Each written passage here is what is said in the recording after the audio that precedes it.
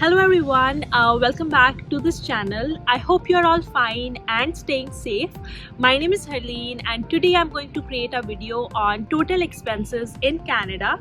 I came in 2016 for my undergrad degree at University of Waterloo and I'm currently in 4th year. I will talk about my expenses and that are pretty much similar to all the students out there. They also have similar expenses. I hope it will help you, so make sure you watch the entire video until the end.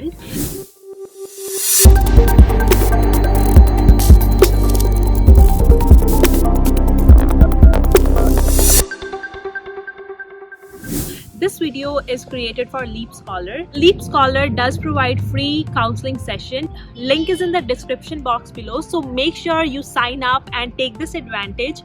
Also, leave your comments down below with any questions that you might have and we'll try to answer as many questions as possible. Let's get started with our today's video, which is total expenses in Canada for an international student. First of all, our main expense is accommodation, which is our living expenses.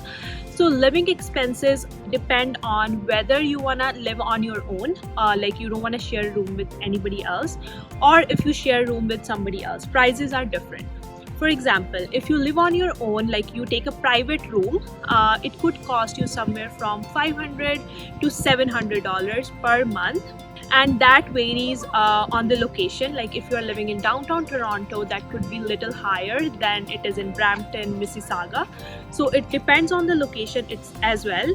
For example, if you get an apartment for yourself, like a one-bedroom apartment in downtown Toronto, it could be somewhere from $1,500 to $1,700. If, for example, if you want to share an apartment with other roommates, it can easily you can easily get around $500 to $700, which I think is the best option, because living on your own could be really expensive. You will find it hard to make more friends. So our second main expense is transportation. So if you're a student, I would really recommend that you buy a monthly bus pass so that it is convenient for you, because you don't have to buy pass every single time. So that way, if you buy a monthly bus pass, you will have unlimited rides. So wherever you want to go, it will be basically free.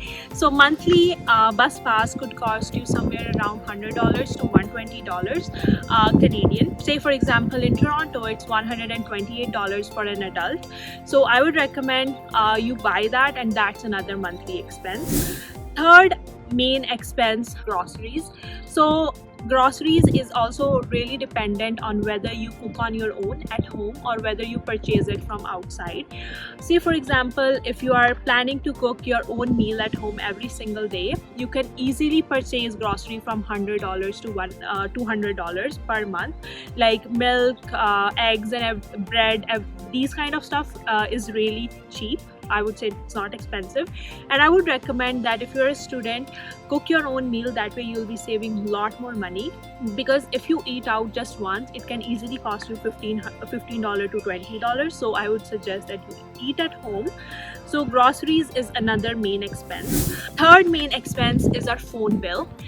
If you don't purchase phone from Canada and you only get the phone plan that is just for calling and some internet data, it can vary from $50 Canadian to $90, because it also depends on how much data you get. Say for example, if you only get 6 to 7 GB data, it can cost you $40 to $50, but if you want like say 30 GB data, it can cost you $90 to $100.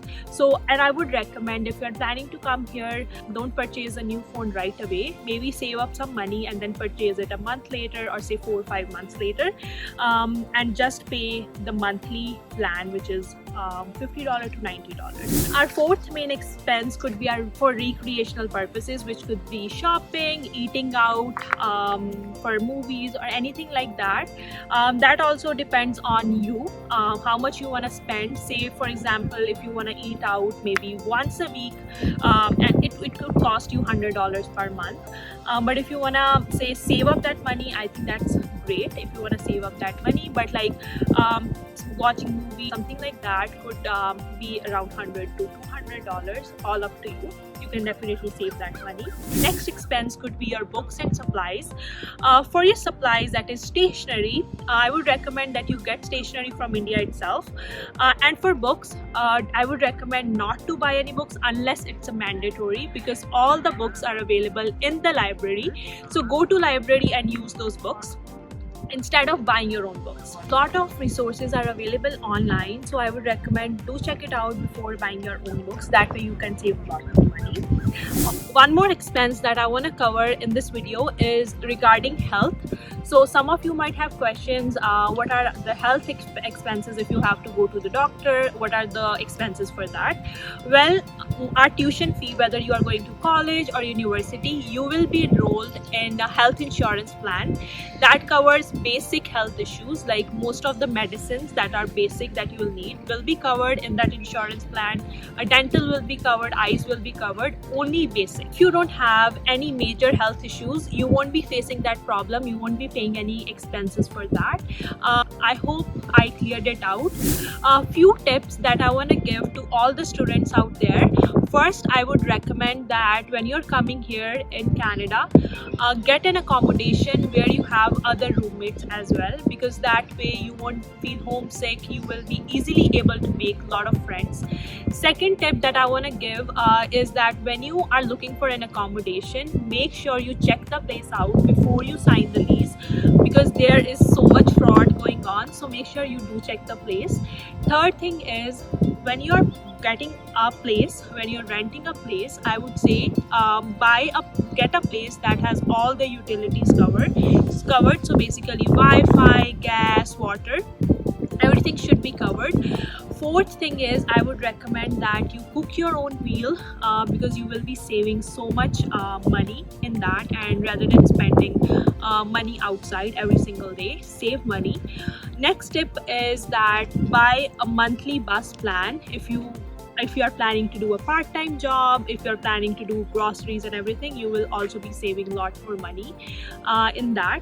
Next tip is that I would recommend that you get a phone from India itself and get a phone plan. But once you save up some money, maybe 4 months, 5 months later, you can always get a new phone. But for now, I would say you only get a phone plan. And last tip is save your GIC. You'll be getting $700 per month for your GIC. Make sure you save that, and with your part-time job you can pay your expenses. I hope this video was helpful. Make sure you do check out my channel as well. It is Harleen Bedi, and make sure you also subscribe to this channel and take the advantage of free counseling session. Leave your comments down below with as many questions you have, and we'll try to answer all those questions.